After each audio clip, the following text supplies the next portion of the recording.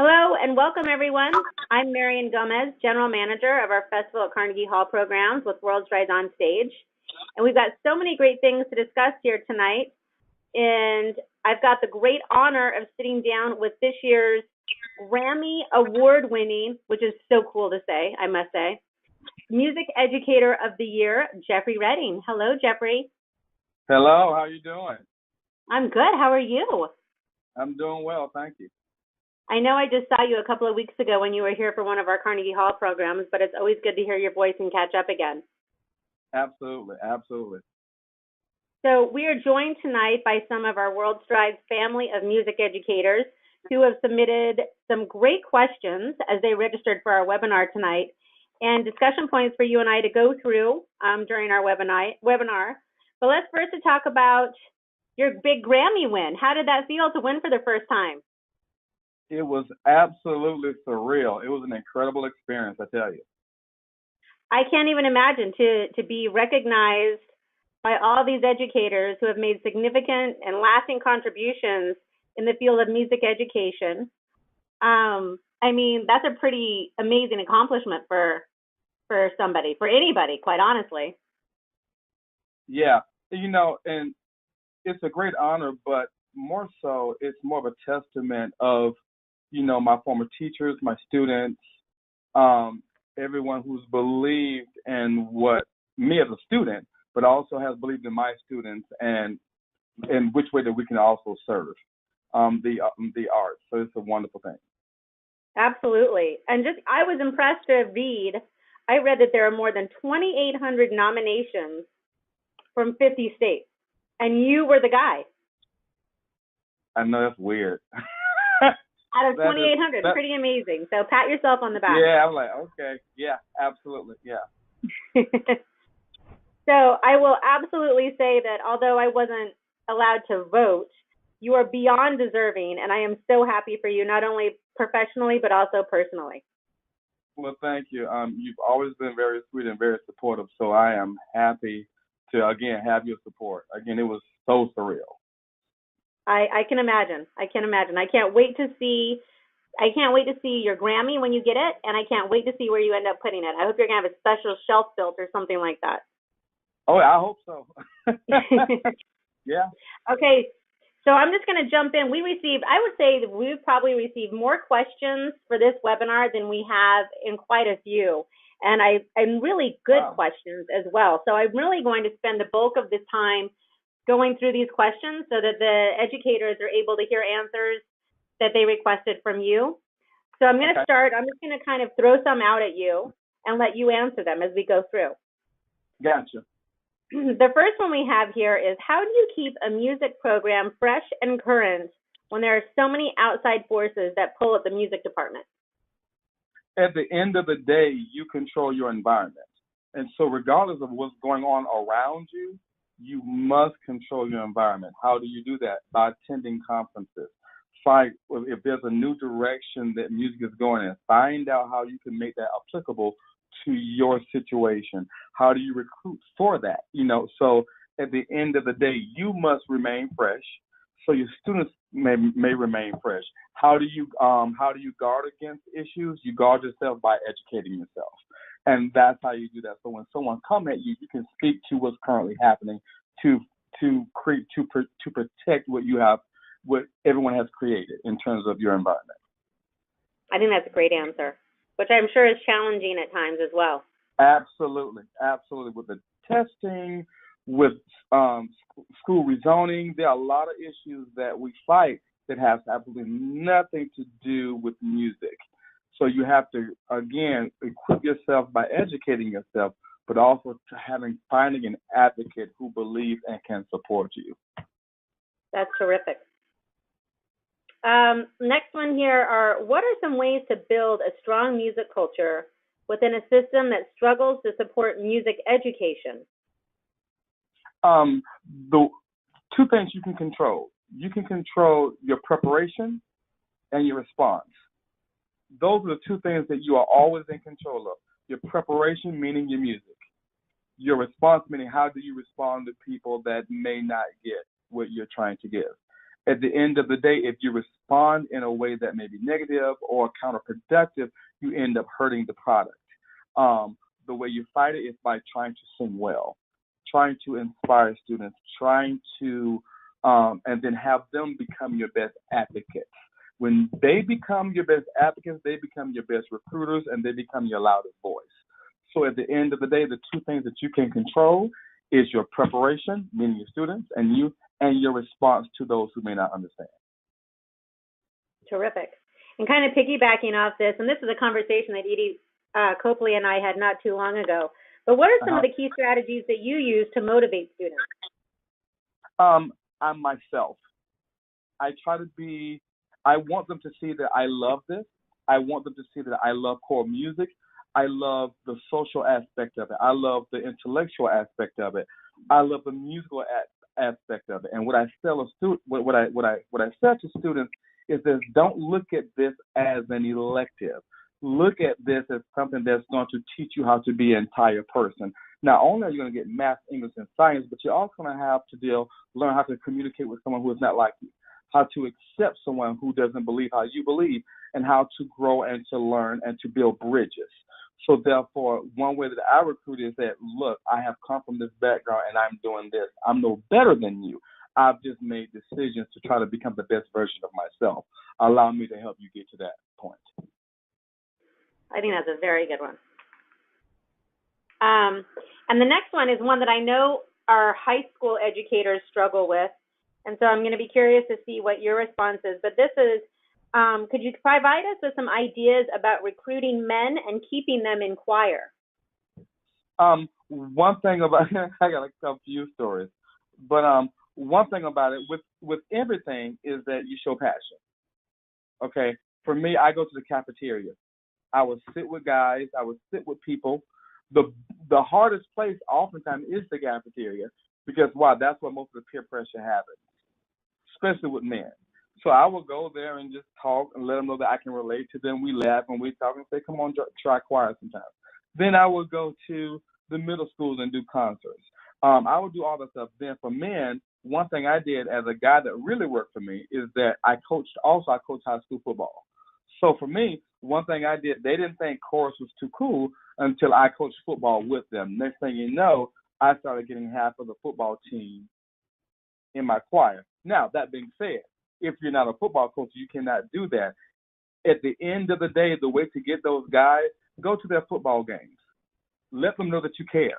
Attend things that's on their turf, that you're trying to understand their world. At the end of the day, with men and with women, but since we're talking about guys, if you are sitting there trying to recruit them, go to their world. Let them know that you're curious about them as a person beyond the music. All of a sudden, they start to want to attach themselves. What does he have to offer? And once you get them in the classroom, then you do all types of music, things that they can relate to, things that they can't relate to, and then you start to grow their world. But once you go to their level, then you get them to come in. So I would do all type of things. And I'm sure too, once they see that you've taken a vested interest in them, it makes them want to do more with you as well. Absolutely. Who doesn't want to be cared about past what they do? Right. Everyone wants to feel valued. Absolutely. And so even if you don't even know about football, or if you hate football, go to whatever they do. Football just happened to be what it was. I go to the basketball things. I would go to a underwater basket weaving competition if they had it. At the end of the day, it's about the student and what they believe in and what they love. So let me try to relate to you. Once I can relate to you, then I can touch you, influence your world. Let's grow. Touch, inspire. Absolutely. What resources or curriculum would you recommend to directors to start a successful choral program? Are there any specific pieces? No, I don't think there are many, because there's so much resources out there. I don't prescribe to one thing, because I'm trying to create an environment, so I got to touch the whole. So as a result, I will go in many different directions. There's so much stuff on vocal training. There's so much stuff on how to create a motivating and inspiring environment. you really can't go wrong. You see what works because even though students are students, each student is also different. So therefore, you can't lock yourself into one thing because one thing may be good Monday, it may not be good on Friday. Right. So you have to come in many different directions. You have to become flexible while creating an environment that's inspiring. That makes a lot of sense actually, versus just one thing. Like they always say, what's good for one person may not be good for the other 30. Absolutely, and everyone sees something different. So you got to create it. So it's almost like watching the Discovery Channel. You just do it till it works. Okay, this is it. You discover it and then you run.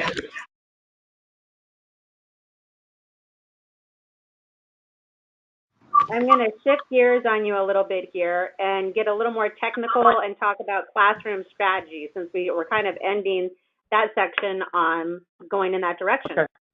What are some ways that you prepare students for festival adjudication, both long and short term? Are we meaning if I go and working with an honor choir, or if I'm going to work with my own students? I would say work with your own students. What are some techniques that you use yourself to prepare your students?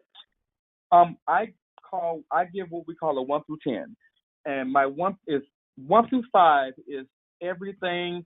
It's the composer's intent. I teach rhythm, notes, dynamics, everything that the composer wants. That's what I teach. That's the 1 through 5.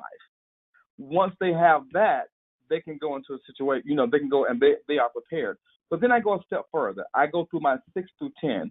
My 6 through 10 is my passion and purpose, where I may take the phrase and add a little bit more rubato to it, or I may slow down the tempo, or I will go about poetry, and I will absolutely go to the heart of the matter of the composer's intent. And what I find that to do, it creates an atmosphere where the student becomes transparent to the music.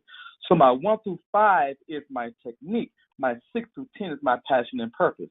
My 1 through 5 is very important because my 1 through 5 gives clarity to my passion and purpose. Meaning this, if I can do 6 through 10 all day long, but I can be passionate. But if my 1 through 5 is not intact, the kids will sing out of tune. They'll sing sharp. The vowels won't be right.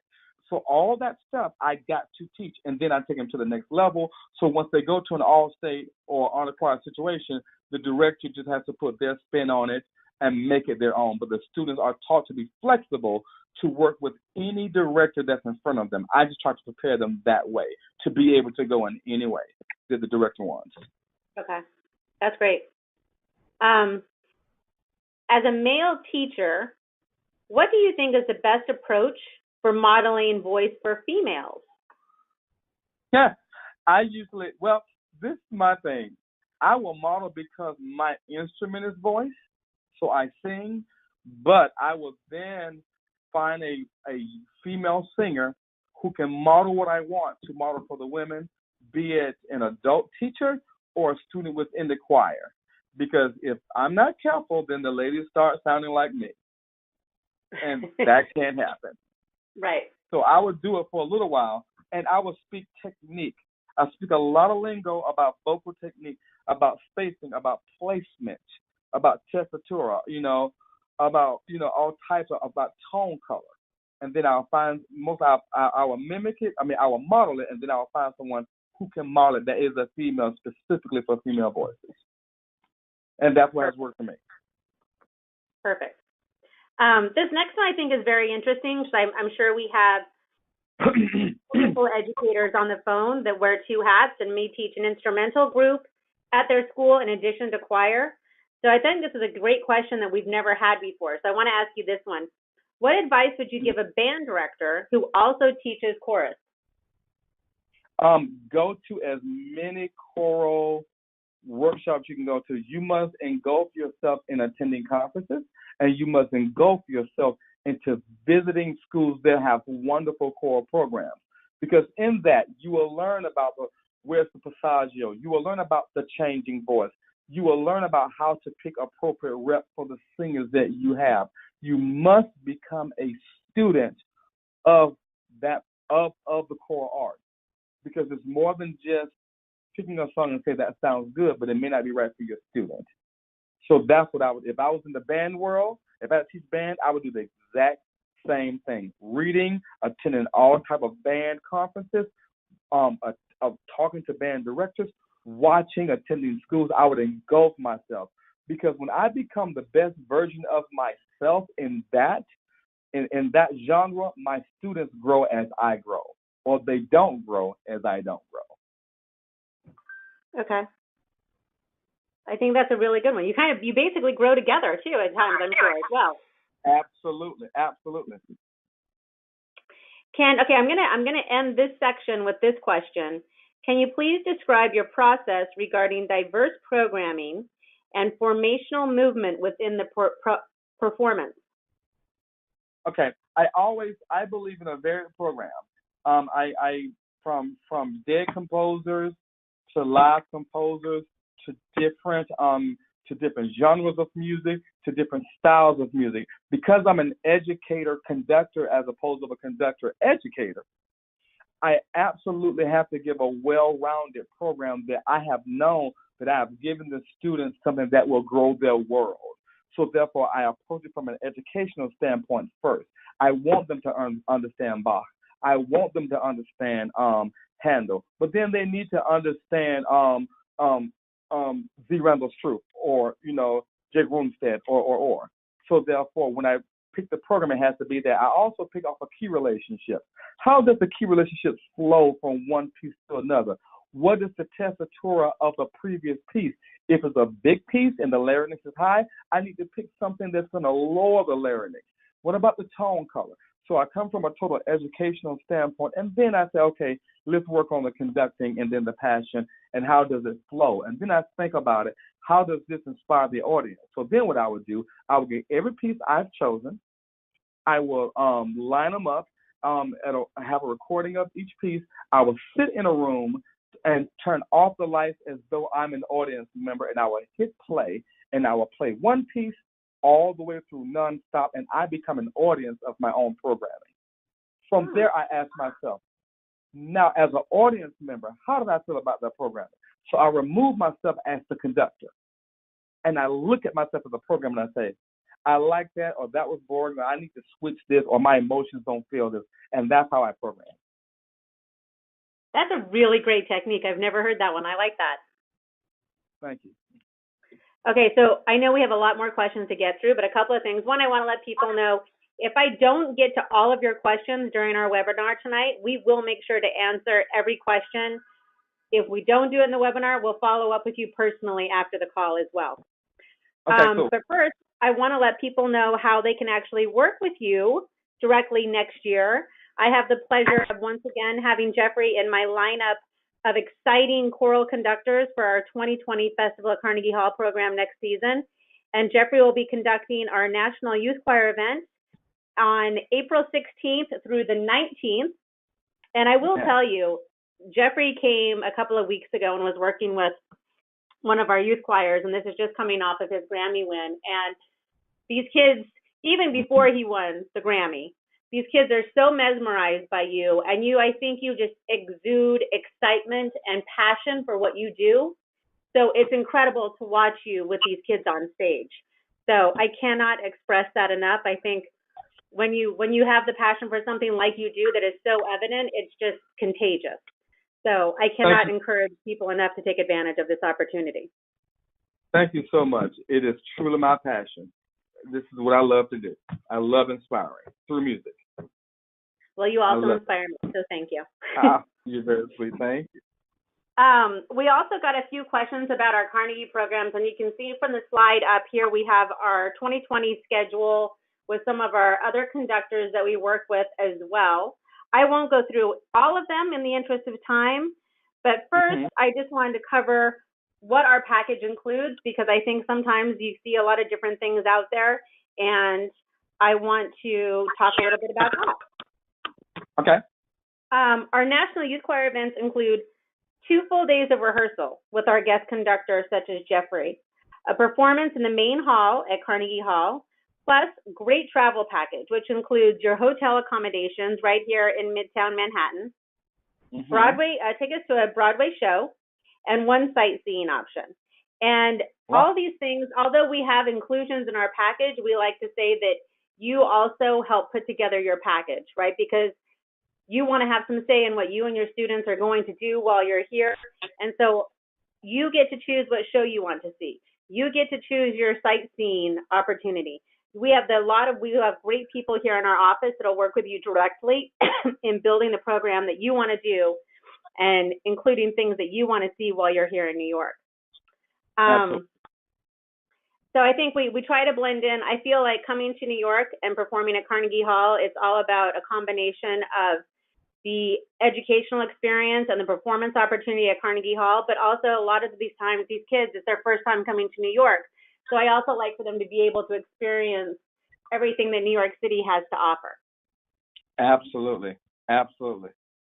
I love it. And we have a vague, kind of a bird's eye view of what everything includes with all of our choral packages up on the screen. But I'm also happy to answer any more specific questions people might have by contacting us, and we'll be following up with you as well after the webinar tonight. Wow. Let's see. I have a couple of questions strictly pertaining to the programs that I'll hit really quickly. Do you handle travel arrangements other than just air plans? Yes, we do. We actually have a lot of groups that bus, either from the Midwest or from Florida or even as close as DC. So we can do busing, over-the-road busing. We can do train. We handle just about everything. Do featured choirs get to select their own repertoire? Yes, they do. This is something for each of our choral events that our guest conductors conduct. We have featured choirs that audition for that spot. And so that director gets the opportunity of selecting that repertoire, and her students, she conducts her students on stage prior to the mass performance. So that repertoire selection is all up to that director. So I will make those questions more available after the call. I want to make sure that we maximize Jeffrey's time while I have him on the phone. And then I'm happy to answer any questions specifically about our Carnegie programs or have a PTS follow up with each of you directly that have sent me questions as well. Jeffrey, let's hit a few more questions for you on more of a personal note, shall I say. Mm-hmm. What accomplishments are you most proud of over the course of your teaching career thus far? You know, that's a hard one because I don't see it as my personal accomplishment. I see it as what environment has been created. I'm proud of the environment that's been created for my students to become the best version of themselves. So be it in my own classroom, be it conducting at Carnegie Hall, every room that the teacher steps in front of is their classroom.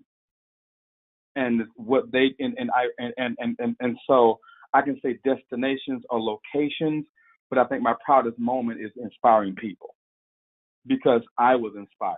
And I feel like I'm truly serving and paying it forward. And so as long as my students are doing the very best they can, realizing that, if the moment may not be the greatest moment or they learn something from it, I've done my job. So that was a kind of hard one to answer because that's truly my mentality. That is truly my mentality. It is something when I see a kid all of a sudden cry on a stage and say, I get it. And they say, I want to now be the best version of myself to give it away, to serve others. And that's truly what it is for me. So I don't know if I answered it correctly. No, do I love every place did. I go? But that's my heart. Absolutely. I actually wouldn't have expected any other answer from you, to be honest. Yep. Let's see. When you first started teaching, what did you feel was the most difficult part of your job? Was it teaching the music, recruiting, or the administration? All of it. Because of my own insecurities of being young, of wanting people to believe in me as a person and what I wanted to give them. And then, because it takes about 3 to 5 years to build a program, when I realized that I needed to have small victories and that my job is not to change the world My job is to inspire my classroom. When I started taking on that mentality, and small victories could be, I got everybody in the same chorus shirt, and that's what they're going to sing it. So therefore, for me, I need to find out what was the situation at the school, and what vision I want to implement, and what would my small victories be. My hardest time was I wanted to do it all, and I couldn't. And when I took a breath, small victory, got wonderful counsel on how to do it, and then I focused on I can't make everyone happy. I can only be the best version of myself. And then I stopped taking so many things personal, and realized oftentimes it's not you. Sometimes it is you. Be honest that it is. And then grow past. Sometimes people are people, and you got to keep it moving. You can't be everyone's cup of tea. You can only be the best version of yourself. I think that's one of the best life lessons to learn, right? Oh, absolutely. And you are reminded all the time. If you're going to be successful, you're going to have the other part of it. You can't have success without the other half. You can't. Absolutely. It's going to be both. Hey, and you got to always remind yourself and keep it going. Yep. I think this is a great question to end our question segment on, because I think this is, again, I have a feeling that you're going to say something that's going to apply to everyone's course of life. How do you keep the passion for teaching after being in the profession as long as you have? I go back to the first time I fell in love with music to keep me inspired. And that was before the students. In other words, for me, it was growing up in the projects and going to the playground and swinging on a swing. And I would swing on the swing and sing. This is before I knew technique. This is before I knew this. And I went back to my first love. In other words, I go back to a childlike state when I first fell in love with it. And then I get happy and energized. And then I go to then take that energy that I love and I transfer it to my kids. Wisdom tells me this, though. Everyone is not going to show your excitement. Everyone is not going to see it as you see it. Nowadays, people will sit there and say, well, that's not my career. It's not about being a career. It's about loving what this does. And just because someone doesn't love it as you doesn't mean that they can't get something from it. And once you combine that with your joy of going back to a childlike state, then you will approach it as a first-year teacher being excited about music making. So every year, do I get tired like everyone else? Yes. But then I go back to my old neighborhood. I will walk around the project, and I will remember why I love this. And then it'll give me the energy to go again, and then I will go as I'm a first-year teacher, that first-year jitters, to give it away. But now it's got wisdom attached to it to not take it personal, if that makes sense. No, absolutely it does. I think that's great advice. I believe that we're nearly out of time. So first and foremost, I just wanted to say thank you, Dr. Redding, for sharing your advice with us. Thank you. And making the time to meet with us tonight, and all of your support professionally for our programs here at World Strides On Stage, and your personal friendship and support. Thank you. I greatly appreciate it. Well, I want to tell you, Mary, and the folks at World Strides, the environment that you create is absolutely powerful. And it's so wonderful because it makes conductors like myself, only thing that we have to do is come in and make the magic happen. You guys do an incredible work, incredible job of inspiring, of recruiting, of building, of providing a venue, and you're doing a wonderful service. Please continue to do what you are doing because it's a wonderful partnership between you guys and conductors. And therefore, you get lifelong friendships and lifelong levels of music making. So thank you. Oh, the feeling is mutual, and you guys inspire me constantly. So I can't thank you enough. I also want to thank everyone who has joined us on the webinar this evening. We will be following up afterwards with each of you individually with any additional questions. And I just want to say, everybody have a great evening, and thank you so much for joining us. Awesome. And thank you, guys. You take care. Thank you.